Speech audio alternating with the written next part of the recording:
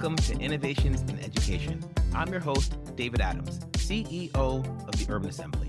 And on this show, we bring guests every single episode who have made things work in public education. This show is about the innovators. This show is about the folks who are solving problems. This show is about making things work in education. Now, there's a lot of shows out there talking about what's wrong in the education systems, and those are great shows. There's some shows talking about what we're not doing well, and there's a lot to learn from those, but that's not this show. This show is going to be featuring educators who are making things work for young people and improving public education. Today, I am so excited to have an extraordinarily smart guest. His name is Charles Fadel, and Charles is a highly sought after keynoter and presenter at national and international events for organizations as varied as the World Economic Forum, UNESCO, the World Bank, OECD, Google Tech Talk, the Gates Foundation, National Science Foundation, World Future Society, the New York Times, Schools of Tomorrow, International Black Laureate, ACT, Learning in the Brain, the British Council, and here on our show today with Innovations in Education. Now, Charles has contributed and been featured on many media organizations, including NPR, the National Public Radio Foundation, the Canadian Broadcasting Corporation, the Huffington Post, eSchool News, Education Week, University Business, Technology and Learning, and of course, with me here today. Your most recent groundbreaking book, Artificial Intelligence in Education, was translated into Mandarin, Chinese, Japanese, and several other languages.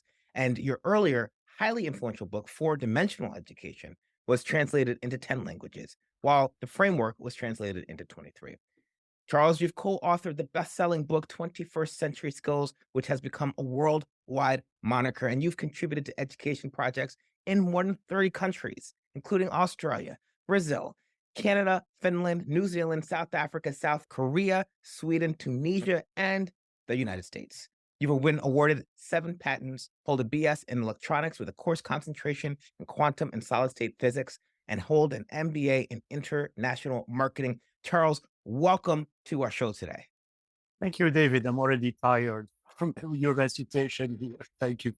Well, I'm so excited to talk to you. Actually, we met when I went out to Grant Makers for Education, and I had an opportunity to sit in on your workshop, and I was so motivated, so inspired that I reached out to you immediately after and invited you onto my show. And I'm very, very blessed that you decided to join me here today. My pleasure. Now, our show is about innovation in public education, but if folks didn't hear from your bio, you are an engineer by training. So tell me how you went from engineering to a path of education futurist. Well, so a couple of things. First of all, the word futurist may sound more science fiction-y than reality, meaning you can try to imagine things a long time from now and be completely, imaginative, or you can try to simply extrapolate trends because you know what's happening on the technology front. You're in a better place to extrapolate those trends. So I consider myself from that perspective. So it's not wide-eyed. It's really just the real to me. Second, the transition from engineering to education happened by phases throughout my career. So first of all, I worked as a business development director. So transitioning from technology to business development. And then within business development, starting to focus on the education marketplace, working for technology companies like Cisco, transitioned from technology to education technology. Then eventually, after the books I started writing, transitioning to education policy. So this transition took 20 years. It's not something that happened overnight, but at least it's satisfying from a passion and purpose perspective. There's only so much you can be inspired by pushing bits faster. Now it's about what are we doing this for? So let me take a second to think about the similarities between engineering and education, if we could. What are some things from your engineering background that you feel like are very relevant to your current day job as an education futurist and artificial intelligence specialist? Well, engineering teaches you, like any discipline, it teaches you how to think in a specific way. The way that engineering does it is it gives you a sense for processes, a sense for precision. And very often I've found getting into education, 2 decades ago, that people were talking at each other having or conversations. It's my theory or your theory. It's my wording or your wording without going into the specifics of what everybody meant. Once you go into the specifics, you realize that the conversations are far more complicated, far more nuanced. But isn't that what happens in communication in general around humans, right? People yell at each other without even defining words like intelligence or whatever it is. So engineering forces you to be precise. When you say creativity, you don't just, you and I may have different ideas of what that means. So we define it a step further with specific verbs explaining, do we mean radical creativity or incremental or both? Do we mean flashes of brilliance? Do we have also misconceptions that, only some people have flashes of brilliance, only some people are creative, etc., etc. So you have to unpack these charged words so you can actually have a conversation. And that spirit of precision and process is what I think engineering brings to conversations about education. I gotta say, when I was sitting in your workshop, one of the key things that I noticed was your attention to precision in the way that you used words, the ways that you used defined words, the way that you engaged in arguments, not like back and forth, but naming the assumption that people are making and then pushing that against the ideas that you were putting forth. It was, to me, radical in a conversation in education to be in a space with somebody so clear and so precise and so patient with their preciseness, as if the preciseness is part of the conversation itself. It is. It's unavoidable. And as we talk further during this conversation, you'll hear why that's all the more important when we talk about AI. Well, let's get there a little bit, right? Because you said that each discipline teaches us how to think. Engineering taught you how to think in a certain way. I feel like there's a lot of folks in education, but we don't actually spend that much time defining what it means to be educated, which seems surprising, but it's been my experience. So I want to start our conversation with this notion of what do you understand the purpose of education to be in 2023? And how would we know when a person is educated? Well, that's another thing that surprised me. The amount of debate that goes on about things that have been, in a sense, long settled. Meaning, we don't teach just for jobs, the same way we don't teach just for enjoyment or life. We teach for all these things. It's always an and proposition. So, why do we teach again? It's for psychosocial reasons and it's for economic reasons. That's it. So I never understood the acrimony in these debates about no, no, we should be all about this and all about that. These are philosophical principles. They're not practical views. Well, you were asking about engineers. Engineers are eminently practical. Like, come on, let's not spend another 15 years screaming at each other about whether it's for this or for that. It's obviously for both. That's how we function in life. We need to have economic outputs as well. We're not just hedonist billionaires somewhere, at least most of us. And so we need to educate for both psychosocial needs and economic needs. Simple. So let's dig into that a little bit more deeply. When we say educate for psychosocial needs, what does that mean? How do we define that? I think the economic space is pretty well defined in 2023, particularly as so many folks are saying we need career connected learning, career and technical education. But that psychosocial space, I feel like is a little bit softer in the common conversation. So I'll get to the psychosocial space in a second. But before that, even the economic space is incomplete in the minds of people. Meaning they say, okay, well, you need to get paid, you need to have a job. Fine. Or they go to the other extreme, say you got to do what you love, irrespective of whether you get a job or not. Well, quite honestly, why can't we do that and do something that gives us some money to survive and helps ourselves and helps humankind? So that's the so-called ikigai model, the Japanese model that says do what you love, do what you're good at, do what gets you some money, and do what's good for humankind. Mm. So you see, it's already a more enveloping sense of purpose rather than just get a boring job that kills you over 60 years. That's not the point. It's more than that. And then on the psychosocial side, you already see some of these elements permeating to the psychosocial side. You know what you're good at, what's good for humankind, what jazzes you. All these things matter. How to be a better human. how to deal with the world around you and its complexity, which is only getting more complex. So that's necessary too. So you can see how the two are really perhaps the two sides of the coin. They're not just, hanging separately. One of the things I noticed is in both of your answers, you talked about what's good for humankind, and I would interpret this as the common good, right? Yeah, That absolutely. which we can all participate from. And one of the things we say at the Urban Assembly is we want to produce young people who can problem solve through the common good. How does that resonate with you in terms of how you think about it? Enormously. I think a lot of Western societies, and in particular the United States, coming from an immigrant background, the United States is the most individualistic country there is. It's been proven, through psychology research. And at a certain point, it starts backfiring.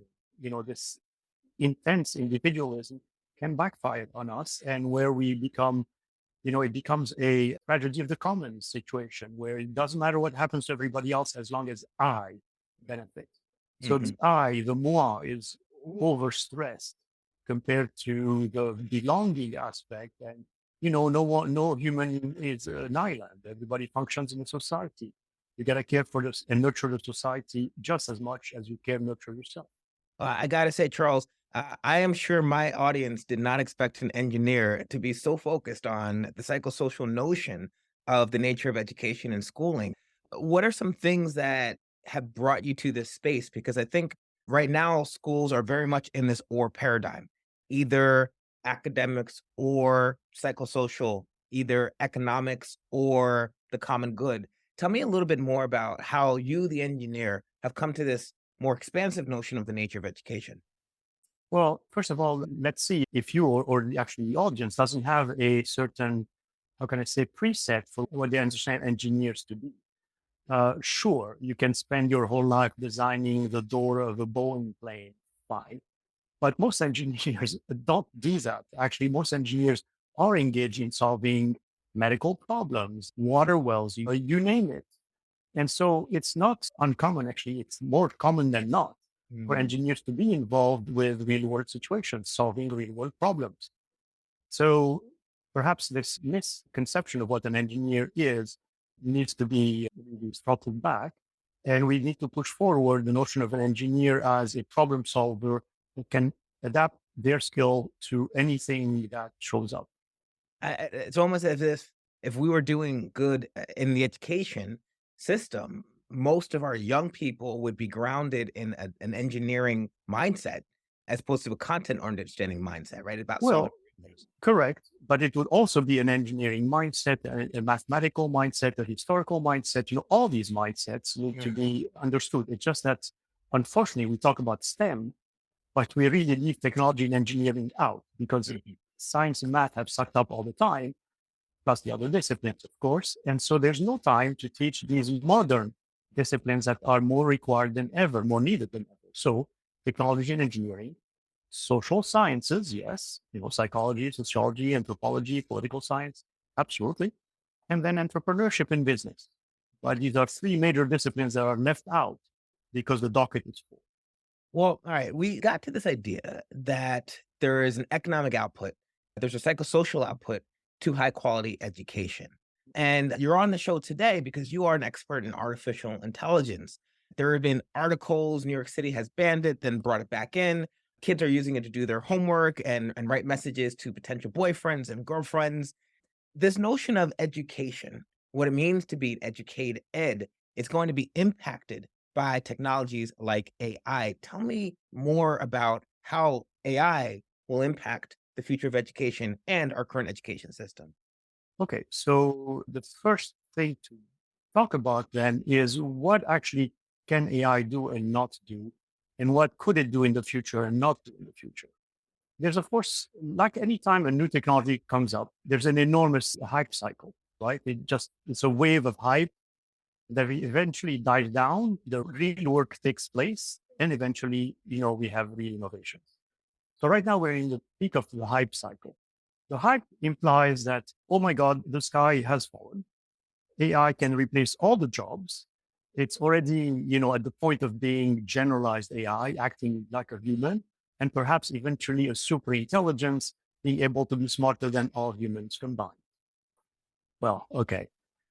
That's so far from what the technology is actually presently capable of doing.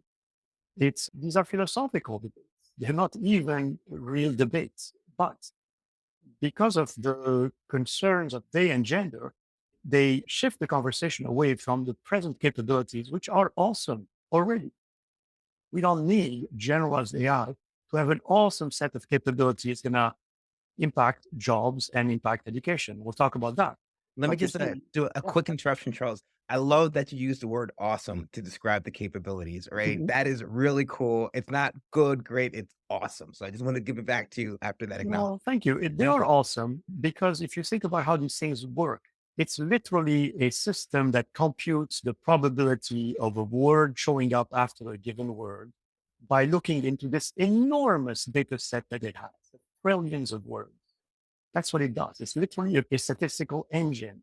Mhm. And yet, out of that, it can synthesize and distill a lot of human knowledge. That's the fascinating part about it. Something as, call it crude. I mean, obviously, it required billions of PhD hours to get to this point.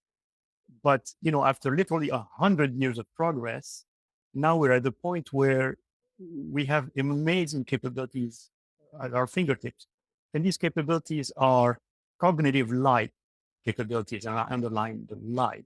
Whereas with the internet, these were communicative light capabilities. Now we have cognitive light capabilities, and one could not happen before the other, et cetera, et cetera. Some of these concepts date back to literally 1948 with Claude Shannon describing his mathematical theory of communication, how by computing the probability of letters and words, you would eventually come up with real world sentences. That's exactly what has happened.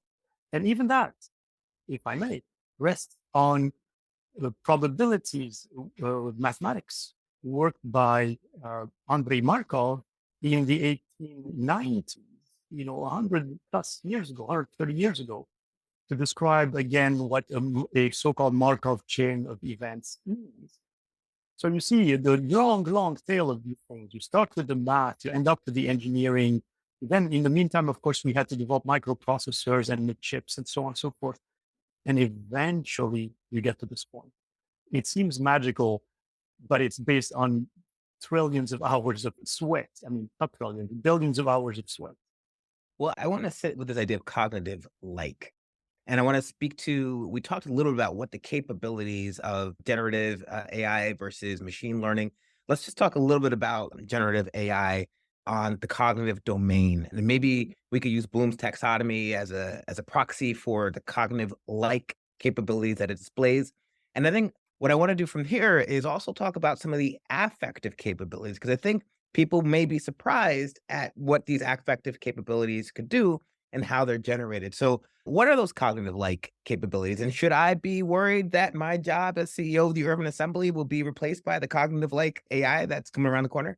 So I'll answer the last section of your sentence first. Jobs are vastly more sophisticated than tasks. There are, a number of different tasks glued together, and tasks are much more sophisticated than tests. So the fact that these AIs can pass medical tests and law tests and so on doesn't mean that they can do tasks and doesn't mean that they can do jobs. There's probably a factor of 10 in complexity with each step. So that's part of the hype, just saying, oh, well, it passes the SAT, therefore it's going to replace my job. That's part of the hype that you've seen all around. So first of all, don't worry for your job. However, if you don't use AI, yes, someone else using AI might, hit your job because they'll be able to be a lot more productive. It's very much like, let's say, the birth of the car. You can say, you know what, I'd still rather walk or take my horse. Nah, whatever, these technologies, I'm not into that. Fine. But me in my car, I'll be able to drive farther, faster with heavier loads. So if you want to keep walking, be my guest, but I'm going to zip past you. So the answer is, well, hop in the car. Don't let someone zip past you. That's one. So now going to the question about the cognitives. Yes, this is a complexity. This is where we have to be really fine grained about it. Because if you look at the Bloom taxonomy from bottom to top, you can find a technology that does every single one of these layers, including the synthesis layer, the topmost. And heck, that's exactly what these language models are really good at. They can synthesize from a trove of data. So you can look at this and say, oh my God, we're doomed. But we're not, because if you look, scratch just a little bit deeper, you realize that for every single one of these layers of the Bloom taxonomy, you have to add it depends. Mhm. It depends, sort of. Yes, AI could do some of these things and not some of the other things. So if you simply say synthesize or create, you can make a blank statement that yes, it can create. If you go to the next level, you say, okay, well, what do we mean by creativity? Do we mean incremental creativity? Do we mean radical creativity? Most humans think of radical creativity when they think of creativity, Mozart or whoever, Louis Armstrong, I don't know, whatever. But the reality is most creativity is incremental. It's creativity by analogy. For example, razor blades. No, someone came up with 2 blades. Someone comes up with 3 blades. Hey, how about 4 blades or 5 blades? Just pure extrapolation. Or by analogy, hey, razor blades have gone this progression. Guess what? Propeller blades have gone through this progression too. 2 blades, 3 blades, 4 blades, propellers. So AI can really easily see these patterns better than we can and invent incrementally by analogy and extrapolation. Mm.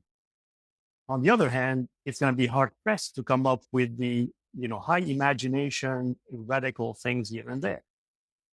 That's the good news. The bad news is that it takes for humans a lot of trial and error to come up with these radical innovations. So, Mozart created a lot of, not so great pieces. And every once in a while, a fabulous one. Same for painters, same for whatever. There's a lot of pedestrian stuff. And then every once in a while, there's a masterpiece. Mm. So if you use the AI to do all of the incremental stuff, when are you going to have the time to do the incremental so you can come up with the radical? Mhm. Right? So that's one of the things that we have to be careful about. Second, perhaps we can actually tweak the AI to so-called hallucinate and use the hallucination to generate these radical ideas. The same way that, as you know, artists and LSD? You gonna hit the LSD? any drug, any alcohol, all sorts of things like this have been used. Sometimes, unfortunately, for artists' mental health is what generates these maniacal periods and so on. So, could we harness AI to hallucinate a bit more, to be more radically innovative? Who knows? So now you see how sophisticated the conversation it becomes. It's Mhm. not just, oh, yeah, it is creative, or oh, yeah, it's not creative. It's under what conditions, to what extent, how, with or without human help, and on and on and on. Mm. The idea you keep coming back to that I hear, Charles, is this notion of not either or, it's and, rather or, right? Under what conditions? And that's something that is really, again, I think complexifies the conversation a little bit, right? But it brings us to a higher level of sophistication because conditions matter.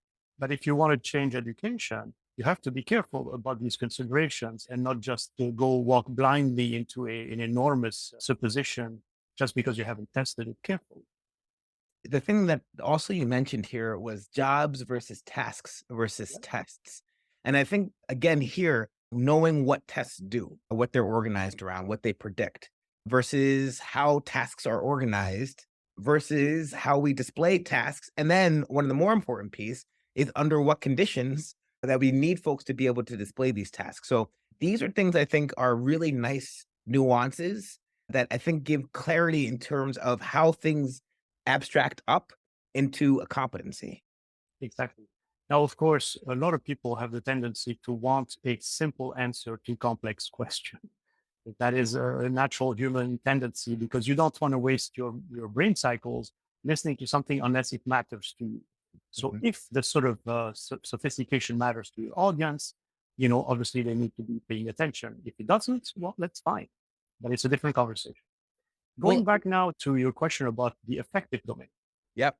So the affective domain is interesting too, because for those of us who watched the British series called Humans with an inverted A, the first season was really interesting because the family, the little daughter, had bought a so-called synth, and the synth was a human-like robot, and the synth was able to be far more patient than the tired mom and dads after work because they come back from work. Little daughter wants to read the same book for the 50,000th time. We've all had a 5-year-old. It's never happened to me. No, just me. And so, we may not be quite as patient and cheerful at the 50,001 Mm. time, whereas the robot is just as happy. It's tireless, and I'm separating the words explicitly. It's not tireless, it's tireless. Mm. Same for courage. It is not courageous, it is fearless. Mm. It doesn't have a concept of fear. And that's why, for example, when it plays Go, it can do moves that no human would make because a human is trying to maximize the real estate it has, whereas the AI is trying to win by just a hair. That's all Mhm. that matters, is winning even by just a hair. But we're afraid of acting that way. And so the AI is not. Same thing when you test it with a fighter pilot. The AI will plunge towards the human fighter pilot, whereas no human would do that because the AI is computing, you know what, I can draw faster, shoot faster. So fine, I win.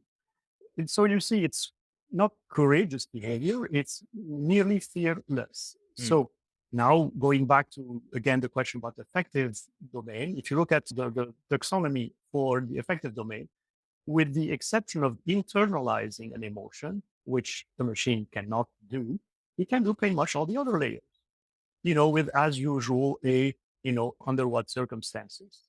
Well, that makes me terrified, Charles. I mean, I thought that the social emotional domain was going to be the human space that could not be infringed upon by AI, but you're telling me that there are some capabilities around AI in the psychosocial domain and the affective domain that I should probably be paying attention to. Correct, precisely. But again, it's not a block that disappears. It's not all of the affective domain. It's not all of the cognitive domain. The same way, it's not all of the psychomotor domain. We are still driving giant trucks and cranes and so on. They lift much heavier loads than us, although who knows how the pyramids were built. But that aside, these machines do a lot more than humans, and we don't fear them. Obviously, you don't want the truck to crush your toe.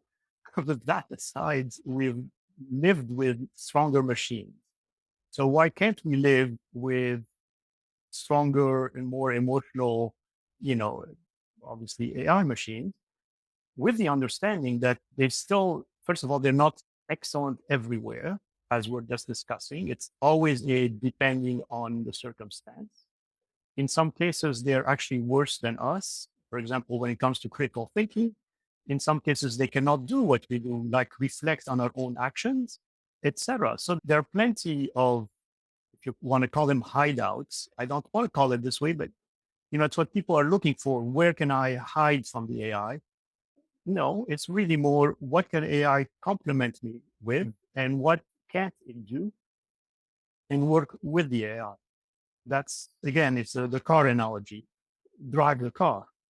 By the way, speaking of the driving analogy, where's the sense of purpose of an AI? Where's the agency? Mm. We provide it. It's all the more important that we provide the right purpose with the right agency. I'm not gonna lie, Charles. There are some days where I don't know what my sense of agency is, and my sense of purpose can waffle a bit. But to know that I have a little bit of a advantage over AI, because even on my worst days, I have a sense of what I'm doing and why I'm doing it, and that agency separates us from a probability machine. That puts me in a little space. I wanna ask you: are you a Star Trek fan at all? Yeah, of course. Of course. All right. So we're going to have to talk about Lieutenant Commander Data and obviously artificial intelligence who sought humanity through the use of emotions to better understand himself and the world. And what I find so interesting here is that we were projecting way out into the future, but it seems like Lieutenant Commander Data may have been behind the times. Under what conditions? Yeah, it's always under what conditions, correct. I mean, quite honestly, never mind Star Trek. I think the best science fiction of all times was 2001 Space Odyssey, Mm, with Hal, saying, sorry, Dave, I cannot help you. My mission mm, comes first. And the interplay with that. Or Isaac Asimov's Three Laws of Robotics, with mhm, all the fuzziness that even clear laws provide. mhm, mhm. And so I think that's really what we have to keep in mind, that there's never going to be anything that's perfectly foolproof. But on the other hand, do you ask your questions, these metaphysical questions all the time when you got in your car to drive? No, you don't. You just do it. Yeah. I think we're going to get to this point of acceptance and just do it and not feel quite so terrified by it. Well, let's think about how to get to this point because we're talking about education.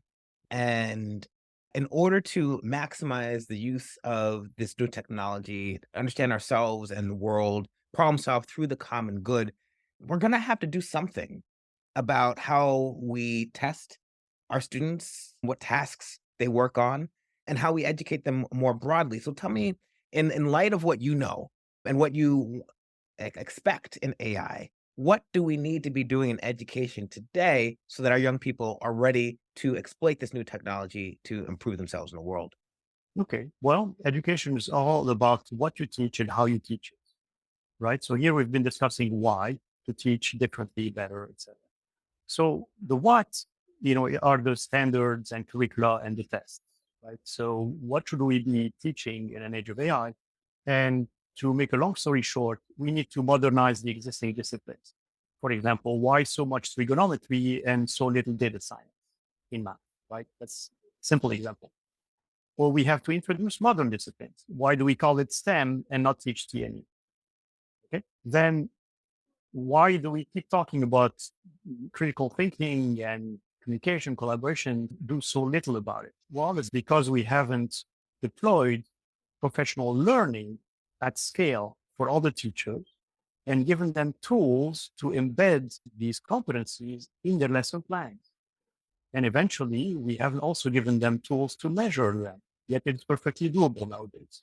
So Yeah. basically, the what needs to be reshaped. It's not an immense amount of work, but it's significant. It's an S curve here we're going through. It's not just tweaking the standard on the edges. It's really rethinking every line item and its relevance for a modern world. So this idea that you put forth has multiple layers, right? One is the content itself. Yep. What we are teaching should shift, right? And it should be more relevant to the problems that we are trying to solve today. Correct. Then how we teach, I heard things like communication, collaboration, critical thinking needs to be elevated. So the what we teach is communicated in a way that has students work together, solving problems, working on Correct. tasks that matter. Correct. So project based learning, formative assessments, and so on. But to do that, one has to recognize that teachers need more PD, they need more time, they need equipment, they need space in the curriculum, et cetera, to do so. It doesn't happen like that. Second, again, you have or debates, all project-based learning or no project-based learning, people swinging wildly between these extremes. Let's be serious. Project-based learning can be very sticky, very interesting to teach these competencies like communication, collaboration, etc. But it can also be time inefficient. And one thing that education is meant to do is distill centuries of human progress into 12 years. Mm. So we're not going to let you rediscover things since whatever Archimedes or whatever, just so you can finish this grade. It's implausible. So we have to blend the two models. And the appropriate blend is probably on the order of 30% projects and 70% didactic. And there are ways to blend the two together in one course, one lesson plan, so that students see the applicability of what they're doing to the real world. And that's very sticky, even if you're learning didactically. So one more time, this is this blend.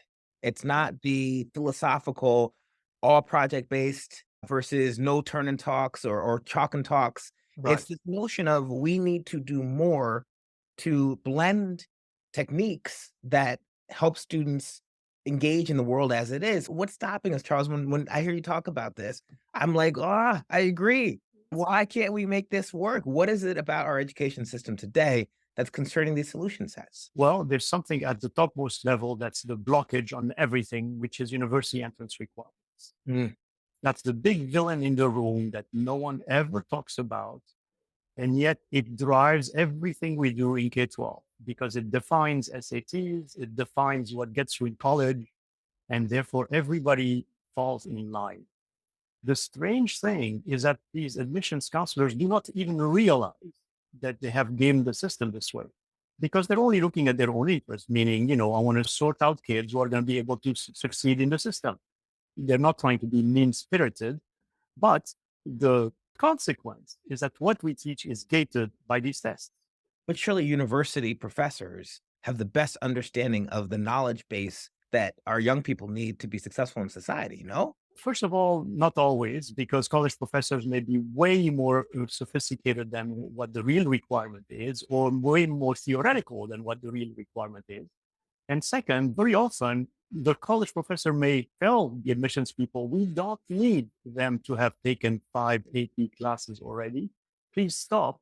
And the admissions counselor say, yeah, but that's for me. It's a litmus test for the resilience and grit and this and that and the other. And therefore, I'm using it as a proxy. It's not as much about linear algebra than it is about the proxy that that kid can just grit it and do it. Wait, That's Charles, what, Charles, I'm yeah, gonna have to push back on this. My yep, father was a math teacher. I know yep. math professors. They are telling me that calculus is the way to teach problem solving to our young people. Are we saying here that is a proxy for a student's ability to persist at problem solving rather than the content itself? I think that might be crazy. Haha. That is a long conversation. I'd be delighted to have with you on mathematics in particular, because we've done a lot of work there. We created the modern standards with Australia and so on. Okay, so I don't want to take us into a rabbit hole here, but let me just say that typically what any discipline considers as their problem solving approach or whatever is way, way, how shall I say, self satisfactory compared to the reality. Mhm. So let's leave it at that because every single discipline has the same problem. It thinks that it does such a good job at teaching XYZ. It does not. Really, at the end of the day, it's just imparting inert knowledge by and large. Mm. So we've been talking about AI in education. We've been talking about AI as a probability based engine that has the ability to predict, and that prediction creates cognitive like abilities. What are some fears that you have? When I talk to folks in education, they're like, what if folks use AI to write essays and never learn how to write? Or what if folks use AI to solve mathematical problems and never learn how to compute? What are some fears that you have, and how do you think about the fears that other folks have in the education space? So any new technology generates fears, and it's not necessarily a bad thing. I'd rather people be a little bit cautious and do no harm. But that doesn't mean give them carte blanche to be fearful and not experiment at all and block things. They should say, okay, well, let's open an experimentation window. Let's see how can we teach essay writing better with AI. In other words, if you have the statistical engine that's going to give you a very bland essay, very formulaic, well, perhaps we are teaching in a very bland, very formulaic way. All right, how do we make that essay better? Oh, by the way, this is the best way to communicate an idea. Mhm. How do you do an essay in 140 characters, et cetera, et cetera. So it forces the spotlight. AI puts the spotlight on what we're doing in a very rote way, having accepted dogmas for decades, or if not centuries. It just says, wait a second, all you're teaching is memorization here, dear, medical entrance exam. And, this is less important nowadays than knowing how to actually use the information. Right. Or dear English teacher with the essay, the long form essay, is not what resonates as a communication mechanism nowadays. We're not in the 1800s. What should actually be done so that the student expresses a point forcefully, impactfully, not forcefully, impactfully? That's Mm. really what you're looking for. Even if it took one word to be impactful, fine. Your point is to be impactful, not to write the essay. The essay is a mechanism to be impactful. But sometimes we forget why we do things. It's like the old joke about, this family that always cuts the tail of the turkey before putting it on the oven. And so, the son asked the dad, well, why do we do that as a family? And he said, I don't know, ask grandpa. You ask grandpa, why do you do that? Oh, because my father had too big of a turkey one day and then he cut the back. And from here on, the whole family just cuts the back of the turkey before putting it in the oven. It's not for a good reason. The good reason has disappeared a long time ago. And we Mm. just go on inertia. It's interesting you say that because I think when we think about the function of an activity and at what level that we abstract it, and again, Charles, one of the things I appreciate about you is your precision of language, right? What is it that we're doing? Why are we doing it? What effect are we trying to create in either the student, the information environment, whatever we're trying to do here? And to a certain extent, our education system is content to teach content or to teach processes without understanding what the effects should be in thinking and understanding and learning given the environment that they're around. And when you talked about university entrance and exams and the sense of self-indulgence, there is a real cost to this. And, I don't know that we spend enough time recognizing the cost to an abstract level of education at the expense of problem solving for regular people to do regular things at a fluency that allows us to be successful and contribute back to society. So some of the things you're saying are really resonating very deeply with me, and I wanted to appreciate that. Well, thank you so much, David. Another aspect of why this cannot happen easily is because teachers are overtaxed. They're supposed to be everything and everybody. They're supposed to be a healthcare worker and a teacher and a this and a that. It's not possible. They don't have the time to develop lesson plans of this sophistication that requires you to pay attention to the context. What is essential content nowadays? And sort out without any help. What are the core concepts that go with the content? What are the competencies that we need to deploy, like critical thinking? How do we do formative assessments? What kind of projects do I use? All of that the day or the week before on their own. It's just superhuman to do that. We have teams of several people per lesson, and it takes us several months to design a single lesson. So to reach this level of sophistication, with just solo teachers doing it on their own with no help, that's not going to happen. So we talked about the big bad villain being the admission side, but once the admission side is unlocked, and hopefully it will within my lifetime, then we're still going to have the problem of, and how do we scale all these teachers to be able to do the sort of thing, which is, this is my optimist side here, which is where AI can help. Mhm. Because we're going to get so much better at producing curriculum and lesson plans at scale, and with a human supervising the output to make sure it's cogent. No human outside the loop, human in the loop. Mhm. That's hopefully what's going to happen. AI brings both the sense of urgency and hopefully the tool to solve that sense of urgency. Well, Charles, I know you have a new book coming out. I want to give you an opportunity to tell us a little bit about the new book. What are some big problems that you present in the book, and what are some solutions that you offer to those who want to learn from it?